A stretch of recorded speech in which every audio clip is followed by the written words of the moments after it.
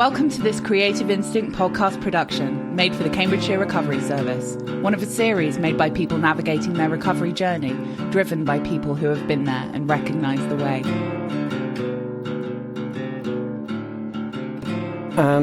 I grew up in quite a stable home, I think. We didn't have a lot of money, but I had both my parents with me,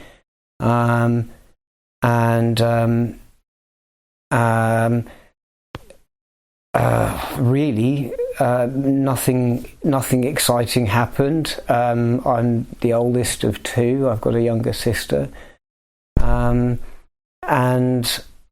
I grew up and I went through school, and I went out to work at 18, and I don't think really, even by the time I was 18, I don't think I'd ever really learnt to deal with negative emotions properly. I didn't know how to talk about how I felt. I didn't know. I wasn't really very good at connecting with people and understanding their emotional state. And I didn't know that I didn't know. I wasn't aware of the deficiency because I was fairly bright and I did well at school. I guess I thought I sort of fit the kind of sort of nerdy, geeky stereotype, and I paid no further attention to it. You know, I just thought, well, that's obviously I'm not a warm, sort of cuddly kind of person, and it was drilled into me by my perfectionist father that, you know, basically you can't rely on anyone, and you know you need to handle things by yourself. Not that that's how he put it, but that was the message, you know. The only way I could unlearn that, I think, was to throw everything away. And people run from their problems. They really do. You know, like people would rather die than face their problems, and that was me. I would rather have died than face them. It's something that had sort of run through the generations. That, you know, I remember my mum saying that, you know, in her household when she was a child, there was no such thing as emotion. Nobody felt anything, and nobody talked about anything. Everything was always fine, and people just got on with things, and that was what was expected of you. And I don't think my parents wanted that for me, but I think that's what ended up happening because they were so poorly equipped to help me manage my own emotional state. By the time I hit adulthood, I don't think I could really adult very well. But I was sort of fairly bright, and I ended up working as a software engineer. Rather than going to university, I ended up going straight into industry. And that was really fortunate because there are a lot of people in that line of work that are either straight up autistic like me, or emotionally screwed up in some other way. And so it's pretty much normal that, you know, people can't do any kind of interpersonal stuff that normal folks take for granted. Programmers just can't do that, and nobody expects them to. You get given a lot of leeway to be quite weird, as long as you get the work done. That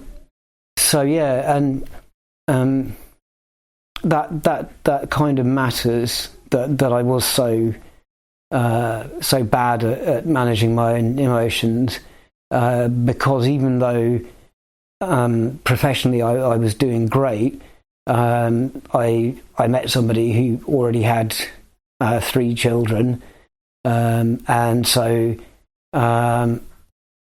by my mid-20s, I had a partner and sort of stepkids and a house and a job and all the material things that I thought were important,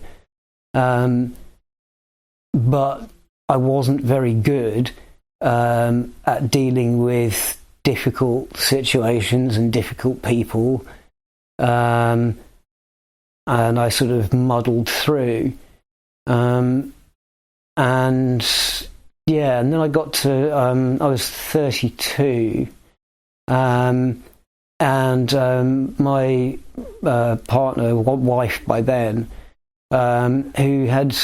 she'd had some health problems for years, but nothing that ever really worried me. She had some sort of long-term sort of degenerative problems. Pain really was the problem she had. Out of the blue, really, she had a massive epileptic seizure and a heart attack in the living room in front of me and her daughter, and that was a bit of a surprise. And so she got whisked off to hospital, and she was in intensive care for the next 10 days. But it turned out that the seizure had been so severe that it was effectively permanent. So she was in a state of permanent seizure for like 10 days, even though they put her in a medically induced coma and such. And so after a week and a bit, I had to explain to her kids that actually she wouldn't be coming out of hospital, and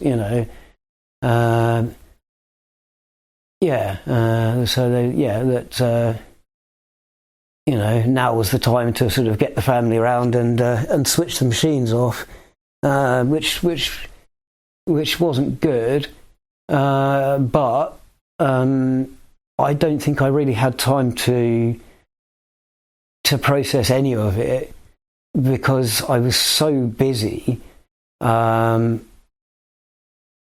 to keep my stepkids sane and stopping them from turning on each other, because they had nothing to do. They had no outlet for their grief except anger towards each other and eventually towards me. And obviously I was still working, so I didn't have any spare time to really sort of sit back and think, like, what the hell's just happened to me? And so for the next 2 or 3 years, I just got up and went to work and came home and cooked dinner for the kids and, paid off their debts and bought them things, and just generally tried to, get them to settle down and try and find some kind of normal life for themselves. After sort of 2 or 3 years, they'd all either found work or, found somewhere to be and someone to be with, and they'd moved out, which I saw as, that was really, because they were all adults, that was the end of my responsibility for them. Felt like I'd done my duty, and and that my late wife would have been okay with me saying, like, okay, you're grown-ups now, like, it's up to you what you do next. And then I was left on my own in a house full of memories, and to get to that point, to keep on dragging myself out of bed in the morning and going to work and coming home and again and again and again, doing a job that I didn't find particularly fulfilling but paid very well. I'd gone from occasionally having a glass of wine or a bit of weed, to to a little bit of cocaine, and then a lot of cocaine, and then really quite a lot of cocaine, and that hadn't been a problem while I had a reason to get up and get through the day. It was something that I was mostly in control of. It didn't affect me professionally at all. Nobody had any idea that I was a raving cokehead, because I was stone cold sober when I was working. At least I believed I was, maybe not. But yeah, but once I'd run out of distractions and I only had myself for company, I think I pretty much gave up on the pretense that everything was okay and, you know, it had all sort itself out in the end. I think I'd probably known all along that actually I was on self-destruct. And yeah, I made a conscious decision, I think, that I probably didn't have the guts to kill myself, but a very risky lifestyle would probably kill me, which would suit me fine. So I ended up taking every drug under the sun, in every combination, and I settled on crack and heroin. But you know, I've literally, if you could get it, I've tried to abuse it as much as possible. I ended up with crack and heroin. That it's a powerful and destabilizing combination. But it did what I needed at the time. It left me completely numb emotionally, which was a great relief. And it left me completely unable to look ahead, to consider the future. So everything I was doing was moment to moment, and that suited me fine, because I didn't want to think about the future, and I didn't want to think about where I would end up if I carried on doing what I was doing. I knew where I was going to end up. That's what I was after. So I was still working, and I was still working and taking a lot of drugs. But because I wasn't drinking, and I had some degree of control still, I think, over myself, and then, you know, go crazy. But I ended up getting the bus to work so that I could be high all day, and then get the bus home and stay up all night doing more drugs. I think people knew something was wrong with me, but I was hitting all my targets, and other than not looking very well, I did okay. I had a bit of time off sick. I think I lost motivation for a bit and took a few months off sick. One guy asked me if I was an alcoholic, and I could truthfully say to him, no, I don't drink. I didn't say but. But yeah, I did get to a point where I thought, I don't have the energy to face doing something I don't want to do anymore.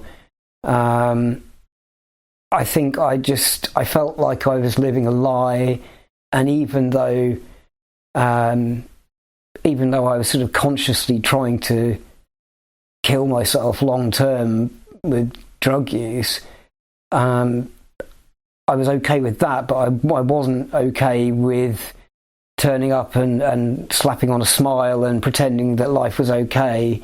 That felt like rank hypocrisy. That I shouldn't do it. So I kind of.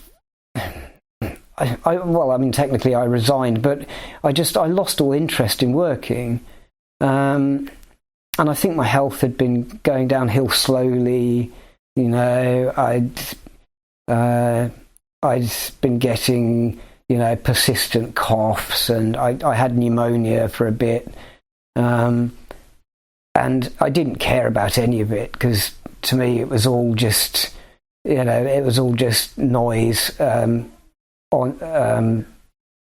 There is all small stuff on the road to inevitable death. So I actually didn't get worried by much that happened, because I just saw it all as a distraction. And I think I was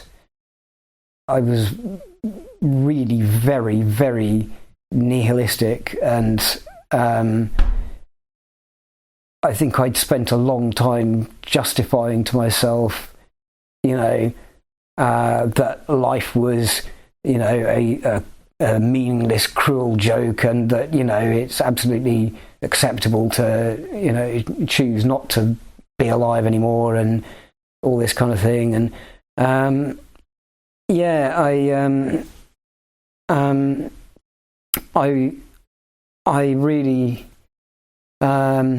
I really did just give up, and I walked away from an employer that had treated me very well, actually, and I could easily have stayed with. And probably, if I'd have asked for help, they would have got me help, and I would have kept my job, and I would have got some treatment for my mental health and probably my drug use. But I didn't want that. So I ended up leaving. And I left with a fairly fat bank account. So I thought, well, I've got enough money for the next 9 months. I'm not going to live that long. And I didn't give it a second thought, honestly. And from that point, fairly quickly, I ended up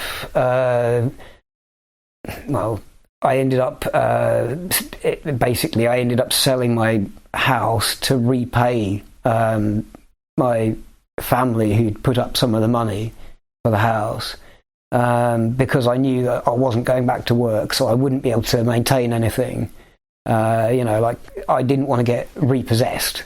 I didn't want bailiffs coming round. So I thought, well, I'll do the right thing and, pay people back as much as I can.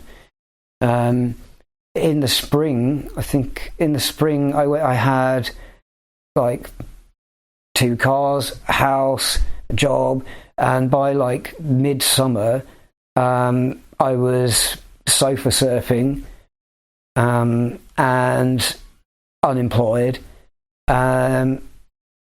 And then I was sometimes sofa surfing, and sometimes I'd just sleep wherever I happened to be standing. And then it got harder and harder to find sofas to surf on. And I got quite used to, because it was warm, I got quite used to sleeping outdoors and, sleeping in doorways. And it was an interesting experience. I got to know people that I'd always avoided, because they were on the edges of society. There was kind of a morbid fascination to it, really, that I was discovering something new and interesting, and actually I found the people to be very friendly, and a lot of them, even though they had almost nothing, would happily share what they had with you. I think I mostly avoided the violence that was definitely there, because I was bouncing from one crack den to another, and I was always very friendly with everybody and treated everybody properly. So, you know, I didn't really have to watch my back because of anything I might have done. But sometimes you didn't need to do anything to offend anybody, and there would still be violence. And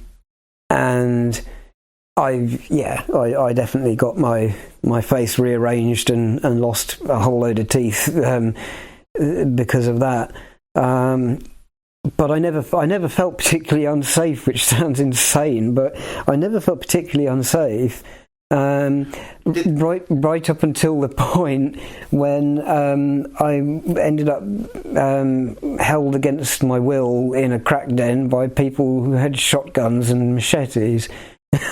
Because they realised that I had money in the bank. Everybody else was like robbing Tesco's and selling bottles of whiskey to make enough money to get their next hit. And I was turning up with crisp £20 notes. And eventually people, I guess, talked, and someone decided that it was worth trying to, extort some money from me. And so, yeah, one day I found that I couldn't leave, and I was being sort of pushed to transfer money to somebody that I knew, actually, and I was surprised. I was surprised, turned on me. Very naive of me, really, but I quite liked the guy, even though he was a drug dealer, and I'd been a long-standing customer, and that mattered not at all, because he thought he could get his hands on some money. And but because I think because I'd always tried to treat people well, and whenever I was able to, I would help people that were a few quid short of whatever they needed to buy their next wrap or whatever. People generally thought I was okay. They probably also thought I was a mug that they could have over for easy money, but I didn't mind that. And somebody who saw what was going on didn't like the amount of pressure that was being applied to me, and called the police. And so I was sat in the lounge of this crack house. And suddenly policemen came in through the patio door and cuffed me and took me away, which was brilliant. It was a great way of handling it, because to everybody else it appeared that I had been arrested, and I don't know what happened to anybody else, because obviously I never saw any of them again, but the focus seemed to be on me, which at least didn't leave me with the label of grass, which would have been fatal given the people I was associating with. That's not something that you do and get away with. And so I was taken away in handcuffs, and they uncuffed me and sat me in the car and said, "Are you okay?" And I said, "Yes." And I didn't tell anybody anything, because I didn't really fancy any trouble further down the line. It would appear that everybody involved accepted that I probably hadn't said anything, because I've never heard from any of them ever again. But I was advised by the police to leave the county and not come back, which I did. And so I ended up at, I guess I was, let's see, I think I was probably 38, 39, something like that. No, 39. Yeah, I ended up at 39, binning my entire life off, having to leave the county with nothing, and I ended up where I am now, and it was an opportunity to maybe turn things around. I got some temporary accommodation, and they're definitely the offer was always there that if I needed help with substance use, I could have it, and I definitely could have taken that up, but instead I, as quickly as possible, found more drug dealers and started spending my benefit money on drugs, and that ran on for about a year, and then something something snapped in me, and I just lost the patience to deal with, the unreliable people that would tell you, well, I'll be there in 10 minutes, but there'll be 4 hours. And then when they turn up, they haven't got what you wanted, or they rob you, and I think just, it was like death by 1,000 cuts. Eventually, I got to the point where I thought, I can't afford to get blasted in the way I used to. Like, the drugs aren't actually doing what I wanted them for in the first place. I'm not getting the oblivion that I was after. All I've got is, a habit that's disappointing and gives me all of the side effects of drug use without the blessed release of unconsciousness. And so I moved again. I moved away from everybody that I knew that was in any way connected with drugs or criminality, anything like that. I thought maybe I can kind of ease down and reduce what I'm doing, and maybe that's a possibility. And I tried that. I couldn't do that. I ended up cycling many miles a day to get more drugs and get more drugs and get more drugs, and that really did make me see that, I think that's probably the first time I fully accepted that I was actually addicted. That I was cycling in the rain, at 2 a.m, 10 miles, and then nearly 10 miles back, to get £10 worth of drugs, and then as soon as I'd used them, I'd need to go back out again. And I think that at that point, when I was sort of not well, running myself into the ground, like physically at the point of collapse, and yet I still kept on going and I couldn't stop.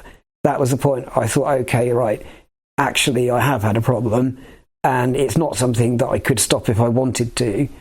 I think that's probably the first point where I thought, like, I'm really not in control of this at all. Or maybe it was the first time I actually cared that I wasn't in control. I think I knew, but it was the first time I was actually like annoyed by it.